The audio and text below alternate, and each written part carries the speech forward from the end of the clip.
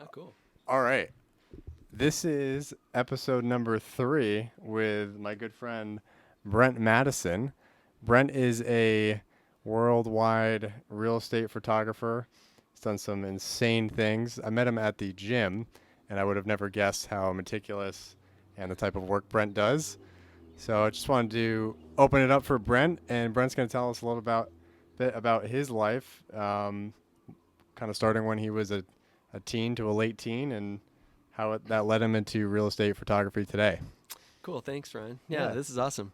My name is Brent Madison. I'm 53, 54, something like that. Years young. Years young. Been on the Big Island now for about 8 years and shoot real estate. Uh, Primarily, I came from a background of hotel photography, hotel spa lifestyle. And for the most part, I was doing that in Asia. And so since I've been here in Hawaii, I've basically just been doing homes, some of the hotels, Mauna Kea and Marriott, stuff like that as well.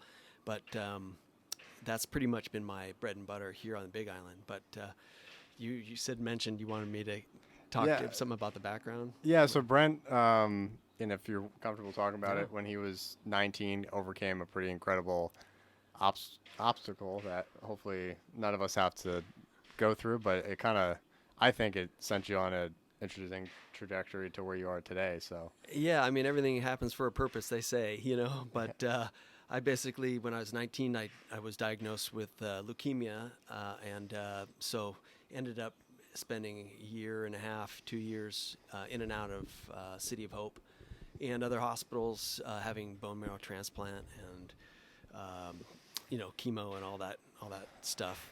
And at the time, I was given after my first treatment, I was given a 5% chance of Wow. living in the next 5 years. Was that hospital? Were you in the United States? Yeah, I was Okay. in California, Southern California. Okay, so Um, just to clarify, it's not like you're in a third world country Right, yet, right, with that right. type of right, medical. diagnosis. Yeah. No. In fact, I had probably some of the best care that they had at the time. I was 19, so that would have been back in 1988, 1998, 1989. Excuse me. And so at the time, a lot of the treatments were still experimental. Okay. So I You was were the experiment. Yeah, I was one of the experiments, and so that's why when I finally came to having my bone marrow transplant, they basically just said, if the disease doesn't kill you, the transplant will. Oh wow. Yeah. So I mean, they were giving me all sorts of hope the whole time. And Uh, trying to remember back when you were 19. I mean, I remember when I was 19. It's like you're out trying to be a 19-year-old guy, right? You're Right, trying to figure right. out your life. So you were. yeah.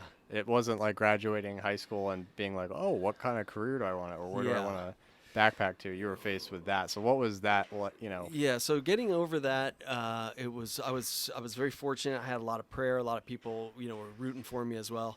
And by the time I got out, I was the second fastest that the City of Hope had kind of go through a bone marrow transplant, which with my own bone marrow. It wasn't with a donor because we couldn't find a donor. Okay. And then basically what happened is 2 years after the fact that I was released, my brother and I rode our bikes across the United States, raising money and awareness from Seattle to Boston. Okay. 75-day trip. And that's your brother Mark. Mark, yeah. Okay, that I met. Yeah, that's right. Nice. Yeah. How- Go ahead. No, so Seattle to Boston. So that's that. I mean, that's. Yeah. I know you kind of glanced over it, but that's not like a quick. Well, that was a great trip, and we actually were able to raise some awareness for the Marrow Foundation, Okay. Which was basically a precursor to a lot of these, bone marrow donor programs that are now very successful in terms of they have lots of hundreds of thousands of people on the registry, so Okay. that if you needed a bone marrow transplant for your cancer or whatever, they would be able to more easily match and find Gotcha. somebody that matches. The you. internet, I'd imagine, helps a little bit. Oh yeah, I can't imagine. Yeah. I think we were just at like, hey, what is this thing called email at the time? Yeah. So that trip turned into another trip I did on my own the next summer. I rode my bike down from Seattle to San Diego, and that took 45 days. But at that point, I was already over Yeah. the whole experience, it seemed, and I ended up going to Pepperdine Pepperdine University in Southern California. Okay, that's right on the water, right? Yeah, it's right on the water. I was really fortunate because I was taking up photography. I was working as my part-time work was in the darkroom for the photographer of the school. Okay. And it was all black and white work, stuff like that. So I basically did learn all of my photography on film. And that differentiated me from a lot of the photographers nowadays because I've done everything old school. And I'll get into that in a little bit. Yeah, but you had the, like, unlike, Brent was just showing me how to set up my camera, right? And I'm the one hosting this, but, you have, the concepts are the same, right? The devices has changed, but the concepts are generally the same. Yeah, generally, Yeah. and I think a lot of it has to do with also a lot of it has to do with experience. A lot of it has to do with an eye that you have to develop. Yeah. And all those things. But we can get into that just real briefly. After that trip, I went to Japan, and from there, Japan, I ended up moving to my final destination for a long time, which was Thailand. Thailand. Okay. Yeah. And I was there 15 years. Wow. Okay. Yeah. So when you were maybe 25, 30 to... So when I was 30 to 45, something Okay. like that. 40, yeah. 43. What was the first thing you were kind of doing over there? Yeah, so when I first moved, I still wanted to be a photographer. I had, dabbled with photography in Japan, doing like a coffee table book that never materialized. Yeah. And I ended up kind of looking around, and one day I was sitting in front of my computer, and literally I put my hands on my head, in my hands, and Yeah. I just prayed. I said, God, I want to do what I was Steve McCurry at the time, a war photographer. I really want to do this. Could you help me find like how to do this and make a living doing it? And that evening I was in the market in Chiang Mai, a northern market. This guy walks up to me and he goes, "Hey, you're a photographer, right?" And I go, "Yeah, I am." He goes, "Hey, do you want to go into Burma?" Yeah. And I was like, Did you have a sure." camera on your neck or something? Or No. just- He knew me from church. Okay. In northern Thailand, there are churches and stuff like that. Okay. And I really didn't know who he was, but it turned out he was David Eubank, the founder of Free Burma Rangers. Wow. And he just said, "Hey, my photographer dropped out, a guy from Bangkok, an English guy." He goes, "But I'm looking for a backup. We're going to go in on a mission. So would you like to go?" So I had no idea.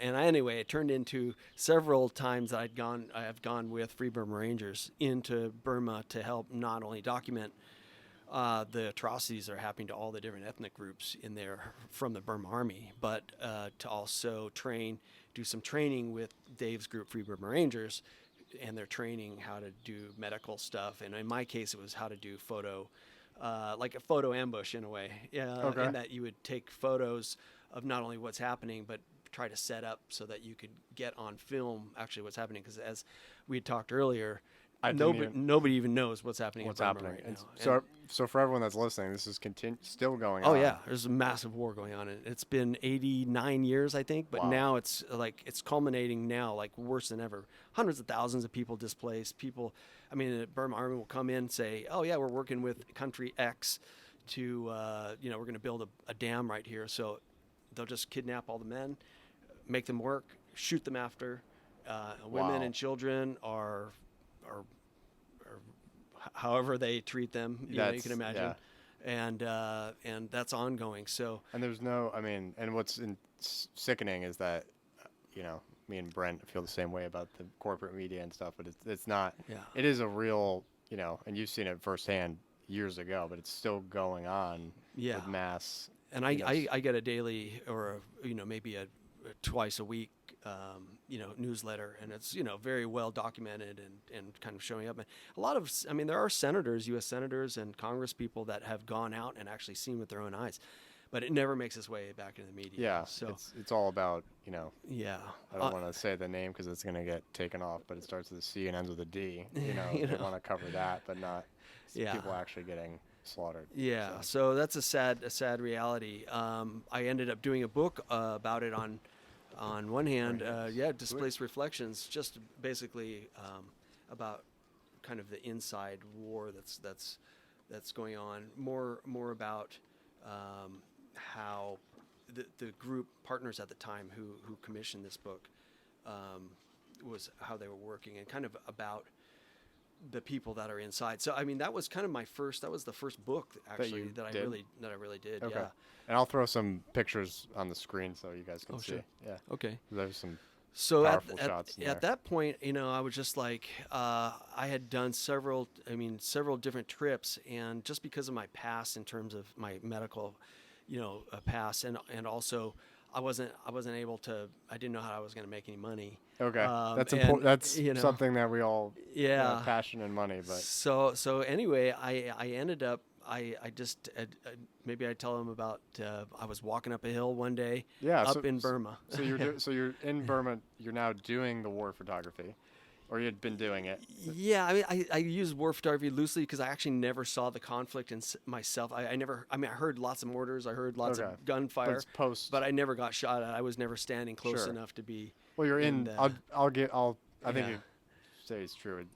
You're in that area, right? And seeing the victims and all this stuff and kind of trying to help them out. So so you're doing that, and then I thought it was so you're walking up a hill again, and then you say, "Hey, well, God, so this time I'm walking up the hill, and I just thought, because I was having some problems, health problems at the time too, and I was just like, God, I'm not sure that this is like being right here right now is the right thing for me. Yeah, and you had asked, just dropping back, you had asked, before, like, hey, this is what I want to do. Yeah, that's right. And you met the guy. So now I've been in there for a couple of years. I mean, I've been doing this for a few years, on off, and in the meantime, trying to do stock photography and whatever else. But one time I was in with a group, and I was just going up this hill, and I just prayed. I just said, God, I'm not sure this is for me, but what can I do? And so I heard in my head, while I was just walking, I'll make you a successful photographer. One, you can do it war photography if you're doing it on your own, or two, if you want to do luxury photography, but you'll do it with your wife.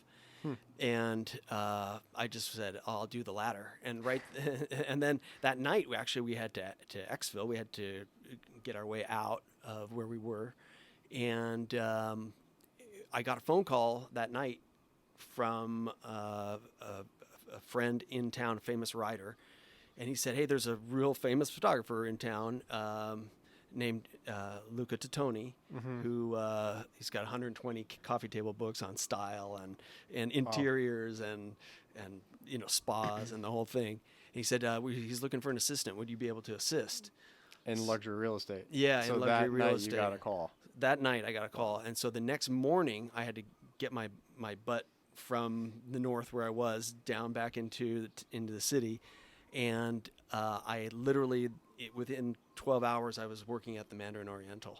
Wow. Shooting photos with him. So that started my career into luxury photography, and so since then I've had the ability, thankfully I've had the ability to shoot hotels all over. Hotel spas. Yeah, some of them, and it's not just. It's funny because I live here on the island, and the Mauna Kea hotel is nice, and there's some nice ones. But the stuff I'll put it on the screen, and Brent's website will be in the bio. But the stuff that these hotels are like serious architecture. It's not like Yeah, I'm really lucky in that. Again, Luca was shooting all film, so we were shooting film, and everything was lit. Everything was with lighting. So he was extremely meticulous about how things should be and how they need to be styled and how they need to look. I'm taking a wild guess and saying this is how you learned those, how you kind of got that. Sickness. So people, they basically say, "Oh, I can't believe what you're doing. It made me ill to do what you're doing." Because I'll be like, "I need to move that 1 millimeter."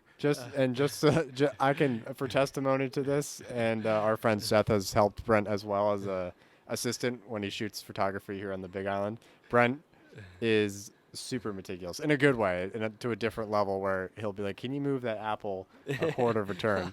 And it obviously makes a difference, but he's got don't be sorry, but you've got the eye for it. Well, I think part of it is that because we were trained that way, and there was no going back. There was no, hey, let's just fix it in Photoshop. Yeah. And I think that's the curse that I think a lot of the young photographers that are in there today are doing. Basically, they show up at a place, they have no lighting, they don't even know how to use lighting.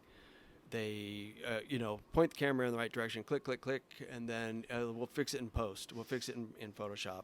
That's the kind of thing that I realized. Whereas back in the day of film, of course, we would shoot it. There was a little like Polaroid that you could get a magnifying glass and zoom in and stuff like that. But when I started so anyway, all this to say is that I worked for Luca for a few years, and at one point, because he was a heavy smoker, he ended up dying of lung cancer. He was based in Singapore, but traveled all over the world. Okay. And what was his name again? Luca Titoni. Luca Titoni. Okay. Yeah, Luca Invernizzi Titoni. Is it Italian? Italian. Yeah, Italian. He was married to a Thai royal who lived in Singapore. Wow. And so then he would just travel, doing all these things. He was pretty much, they set the standard at his photography, and like in terms of every hotel and all these big places. And to say as well, you were mentioning earlier about nice properties. Asia, when they are building and when they're doing their architecture, when they're doing their styling, all that stuff, they're using the best people that money can buy. Like literally people are coming in from all over the world. It's very international. Okay. And they'll set up, a hotel that it might cost $100 million to build, but in terms of value, it's a $500 million hotel. Basically, that kind of Gotcha. equivalent, how much that that dollar goes in some of these places. So some of those hotels I was very fortunate to shoot, and it was because of him. And I kind of arrived on the day that we were in the Mandarin Oriental, and they had just finished on one of them. They had just finished a $5 million upgrade of the bar. Of the bar? Yeah, of the bar. Okay. Yeah. So, okay. Wow. So we walk into this place, and Luca, with his Italian accent, he just said, "Oh my, no." And then the PR, because we always have PR people. There's the head of housekeeping and the head of engineering, and all these people are following us around, getting the notes ready for our shoot. Yeah. And they basically say, he just says, "Oh, I'm not going in there. This is terrible." And the PR lady says, "We just spent $5 million revamping this bar. How do you mean you're not going in there?" He says, "This is the ugliest bar I've ever seen in my whole life. I'm not shooting it." So he said, he just passed me the camera, and we had just gone digital. Like he had just bought his whole first Canon digital setup and everything. So he said, "You shoot it." So he sat outside, and I went inside here, and I thought, okay, here's my big chance. Yeah, Brent's up to bat. Yeah, don't choke, you know. So I set up the lights, and I put up the camera and styled it all like how we could. Had all the stuff turned on and whatever. Click, click, click, click, click. Went through the whole set of when we shoot something on digital, it's different. I'd go into that afterwards, but we shot all the things. I had one shot to bring him back out. Gave him the camera, and he looked at it, and well, it's okay. And at that point, I knew I had arrived. I had. Because he's not going to tell you did a great job. No, but never. No, but never. if you did a bad job, he would have told you. Oh, so yeah, you knew absolutely. you were okay was great. Yeah. No, it's okay.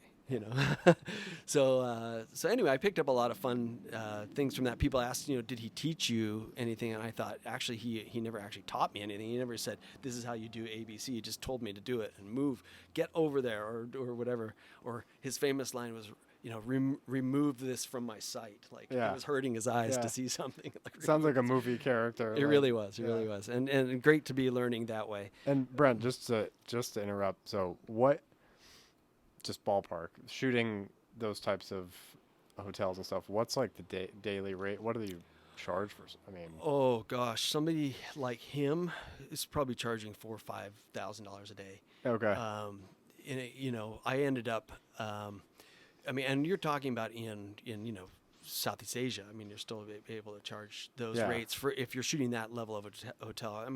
The general managers, they come from Switzerland. The head chef is.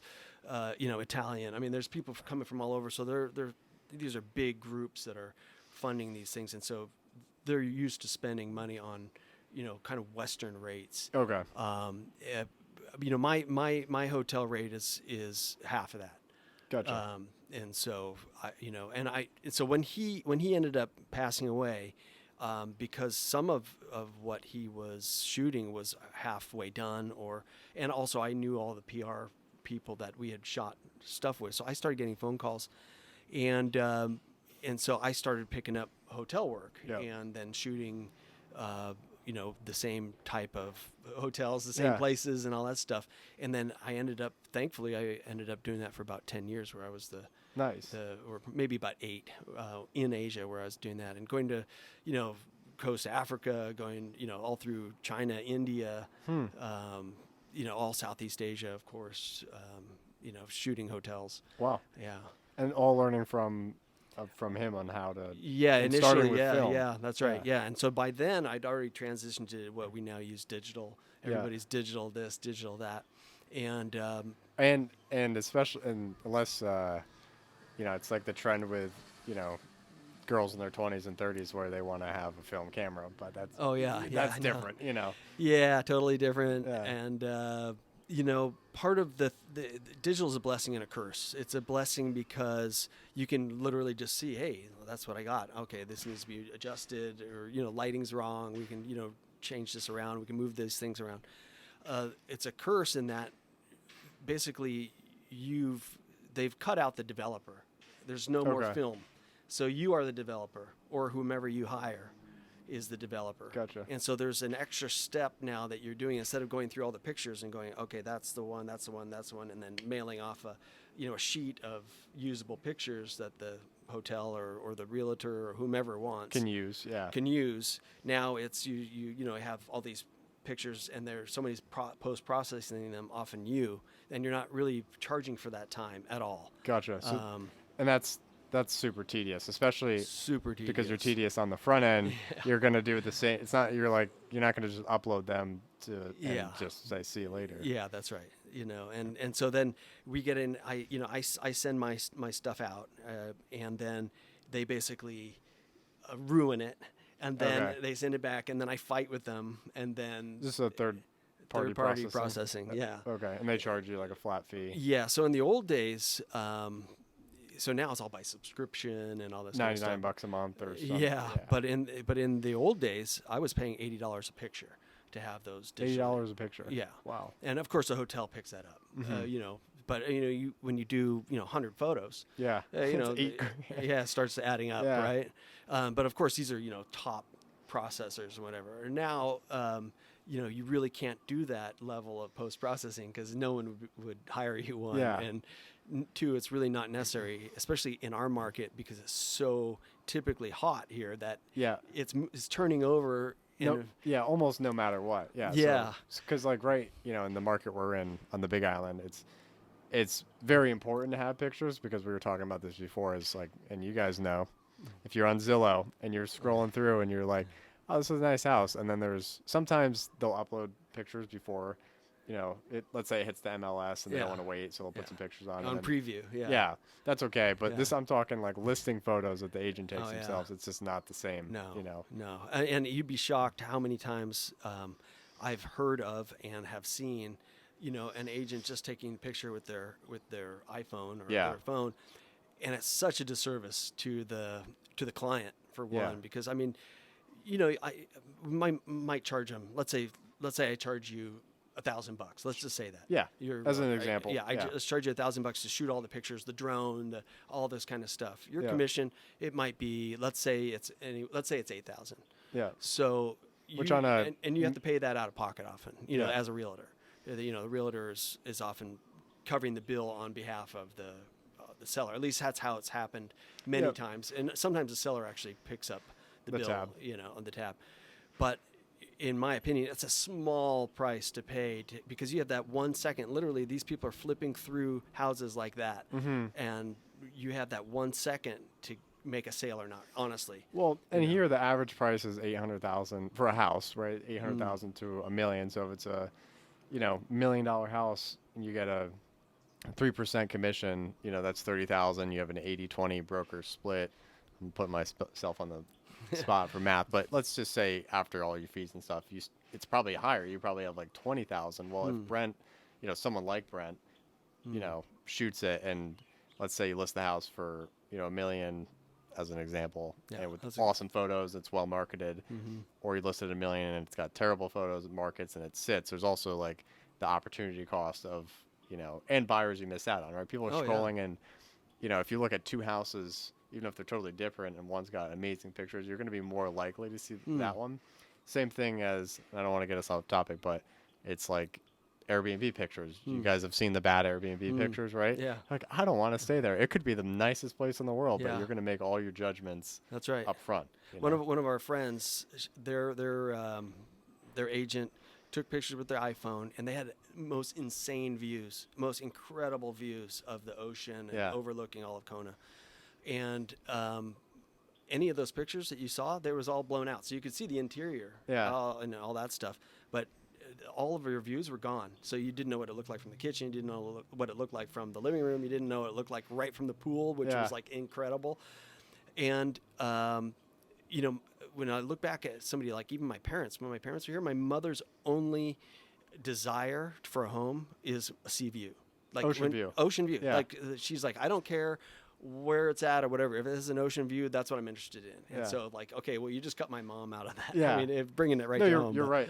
Most realtors will tell you that people want a pool, which is, expensive and hard, but ocean view is like, especially if, after you've lived here a while, I'd rather be up the hill and be cooler than an ocean view. I don't really care, but right. Or you could have both. I mean, there are lots of places that I've seen that have both, the cool weather and the view.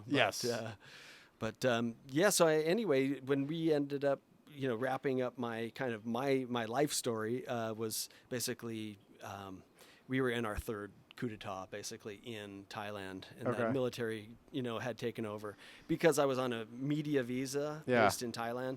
I was, even though I was shooting luxury resorts and all this kind of stuff that really was used by the tourism authority of Thailand and all these kind of things, they basically just said, you're in the media, media must go. So we kind of saw the writing on the wall, and we love Thailand, and we love Thai people, and it was sad for me to have to come back. But we chose Hawaii specifically for the fact that it was kind of an intermediate between, mainland U.S. and Asia, in that we have mix of both, heavy cultures here. Yeah. We can. And this is probably the best, the closest feeling you're going to get. Right. And still have, running electricity and water at times, and this and that. Somewhat of a stable government. Yeah. Depending on your opinion. Right, maybe. So then we moved here, and then I started doing, real estate because, there are lots of homes here, not many hotels. I was able to shoot up the hotels that were here. Yeah, but people needed it every 2 years, 3 years. Yeah. Versus all this building going on. Yes. Yeah. So do you primarily, like right now, homes, condo, like what's your? Because I know, there's a lot. Yeah, I mean, our clients are anywhere from small, tiny little homes, all the way up to Kukio-sized homes. And I also work for some of the contractors. The people that are building the house, or the people who've come in to style it or do whatever. Sometimes they'll send over their firm from the mainland, and I'll shoot those places as well. Nice. Yeah. Okay. And so I've been really fortunate in being able to do that. Sweet. I would say all the time that it took to kind of get to that point. It's the same thing with I would say with a drone, in that, anybody can fly a drone. Mm-hmm.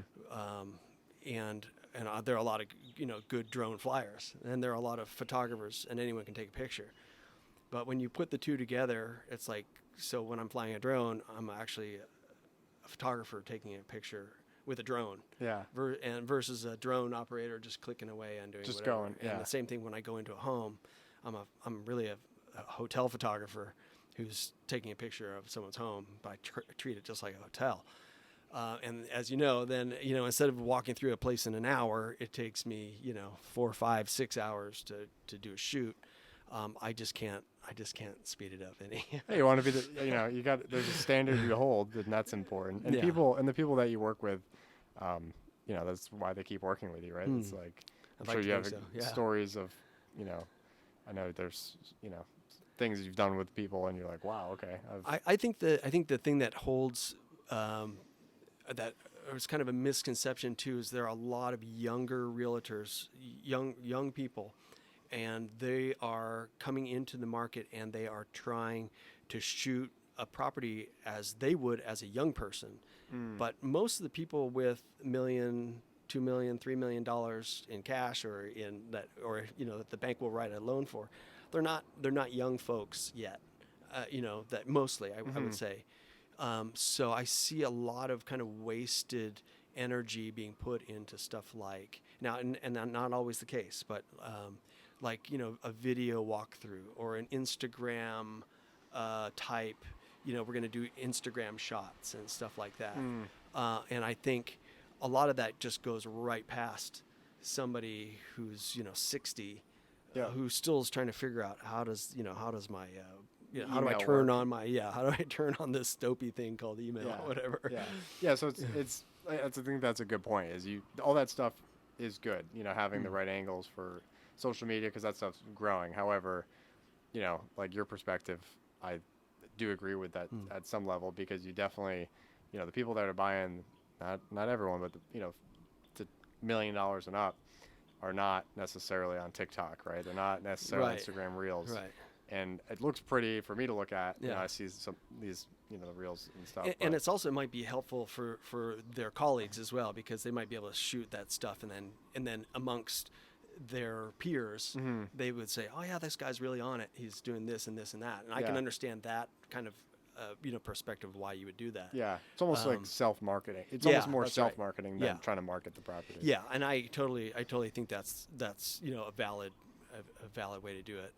I'm just thinking in terms of if someone's got a limit, what they think is going to be a limited, they I don't want to spend more than X, then there are some things you can cut out, but there are also things like I would say always get drone photography. Always. And on this island, always get drone photography. And you'd say at least 50% of the people that hire me don't want it. And it's incredible, because I'll stand there and go, wow, if I could just put the camera 15 feet over there, then you would have this incredible view of the entire ocean, plus where you are situated here in Kona. Yeah, and I've seen them done before, and I think I've seen it. Well, you've helped me out with one, right? There's not a lot to look at because there's it's a bunch of trees, but it like nothing wrong with a talk through, right? A walkthrough, but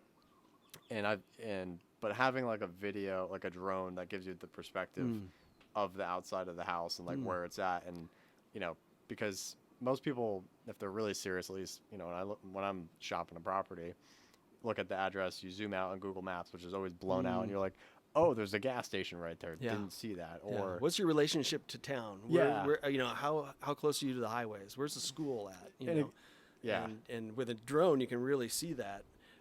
Another thing that's helpful is I've done it quite a bit, are your kind of Matterport tours, because people are used to that now. I mean, there was a couple of years ago, I would say, people are really not, but I think, as you said, like the demographic is definitely changing. Like it's the younger folks are getting a little older, and that's kind of bleeding in as the norm now. People are seeing, oh yeah, that's and that's just a really interesting technology as well, like to be able to virtually tour your place that I never would have ever guessed that could be done. I've done a couple of Matterports before, and it was mainly for a vacation rental company, because they were taking a property on, and it's big for liability, so they could see what, are the wall scuffs, and that way the owner, it just keeps them out of trouble. But anyways, it was amazing. I did it, and I have absolutely zero, like nothing. I didn't do anything, and just it, like you could walk through this house and you're like, okay, and that type of stuff. I think for people who are, looking at a hotel or a property, it's kind of just from film to now. I mean, it's changing. During the pandemic, there were times when not only were all homes being sold like that, but they were being sold like people had never even come here. Like they were still 4,000 miles away or whatever, and paying for a house. And that's how they were seeing it. Literally was just doing a virtual walkthrough. And another funny thing during that whole pandemic was that I would shoot a house. Things were selling so quickly that I would shoot a house sometimes, but before I got home from the shoot, the agent would call me and say, "Oh, we already We closed, sold but it." yeah, let's get the pictures done anyway, just in case it falls through." Yeah, That's crazy. but yeah, it was crazy. So that was an interesting time. Nice. Yeah. Well, Brent, I thank you for taking the time Oh, and yeah. doing this. My Any pleasure. last closing remarks? Well, let me change it up. Yeah. What's the goals for Brent Madison in photography? Just keep doing what we're doing. Anything you want to kind of get into, or? Yeah, I think I'm going to continue doing my drone a lot. I'm basically sold on that. The FAA is changing. A lot of people here, they do drone, they don't have their license, and the FAA in March of 2024, it's really cracking down. Okay. And the whole reason is because they're also requiring you not only to have your drone license, but they're requiring you to have what they call remote ID. And remote ID is a thing that attaches to the drone or is built into the drone, and it tells all the other airplanes around, including the FAA, if you're in the air and where you are in relationship to other planes and stuff like that. And they take their restricted airspace, which is right here. They take other planes in the air. They take all that stuff very, very seriously. Gotcha. And Yeah, because you don't want to start flying stuff into airspace. Well, it just takes the once, right? And then it's in for who knows people, So I would say that is something I'm going to continue going into and exploring. The photography, I'm still doing hotels, so I've just been asked to do a hotel down here. I really enjoy that. I really enjoy still doing the real estate, and I've been able to work with with really good realtors as well. Nice. As you say, I've been in relationship with them, so I would just always try to do my best. It's hard to compete sometimes because the prices of, especially people who are starting out, they don't know how to price themselves because of the amount of work it takes to stay race to the bottom to stay in business. And it really it's about staying in business. You need to think long term as a photographer, not, hey, I can just shoot this house and maybe the next one they'll just give me a little more or something like that. It doesn't work that way. But it's hard to stay competitive in that. There's only so far down you can go in terms of lowering your rates before you can't offer a business anymore. Yeah, and you're better off to focus on, because I think long term, you learned when you're in Thailand, right, was the quality, right? They remember, who you after you'd been working was Luca. Luca, yeah. And the same thing here is, okay, it's going to be tough on maybe a $300,000 condo for an agent to be like, I don't really care, but a higher end home that really cares about their business and showcasing the house and all those different types of things. That's where you can consistently, I think, stand out. Yeah, So. I think I've been very fortunate again to have that. I've been able to shoot some beautiful spots, some beautiful places. So my portfolio can kind of speak for itself. I would hope that the market here is always good, but there are ups and downs, and so we just kind of ride that wave and just continue to do our best. So cool. But appreciate being on the show. Yeah, thanks Brent for being thanks on. For everybody for listening. Yeah, and all of Brent's info will be in the description below. And Brent, are you on LinkedIn, Facebook? How do you? Phone number? Man, how should people I'm old reach school. you? Text you? No. So I do have a website, www.madisonimages.com. That's MADISON, Madison Images, IMAGES.com. And you can see my work there. And then I do have a Facebook page, Madison Images Photography. However, finding passwords. I'm part of that older generation. Yeah. Brent's website's the best way, and I'll put the link down there. Trying to stay up to date, man. Yeah. It's I understand. My heart goes out to all you people here that have the same problem I do. Unbelievable. No. So Awesome. cool. Thank you. Cool, man. Yeah, appreciate Thanks, it. All right. Nice. Oh, good. That was fun. Yeah, it was painless. Thanks for doing that. I take it all back.